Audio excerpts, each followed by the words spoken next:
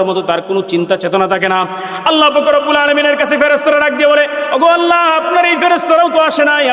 আপনার এই বান্দাও তো আসে নাই, আমরা কি আপনার এই বান্দার গুনাহ লিখবো কি লিখবো না? আল্লাহ পাক রব্বুল আলামিন ডাক দিয়ে বলেন, হে ফেরেশতারা, আমার বান্দা কৃষি কাজে ব্যস্ত ছিল, আমার বান্দা তার বিভিন্ন সাংসারিক কাজে ব্যস্ত ছিল, এই জন্য তো আমার বান্দা হাজিরা দিতে পারে নাই, আমার বান্দা বুঝে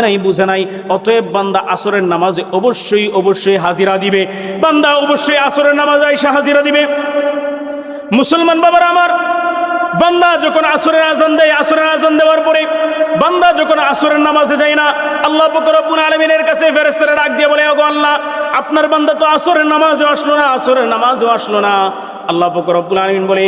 বান্দা আসরের সময় খেলাধুলায় লিপ্ত ছিল, বান্দা কষ্ট কইরা আসছে বাড়িতে, বান্দা একটু বিশ্রাম নিচ্ছে, বান্দার গুনাহ তোরা লিখিস না, বান্দা অবশ্যই মাগরিবে আইসা হাজিরা দিবে। আল্লাহ পাক রব্বুল আলামিন তাকায়া থেকে বান্দা কোন সময় একবার আল্লাহ বইলা ডাক দেয়, বলেন না আল্লাহু আকবার, একবার আল্লাহ বইলা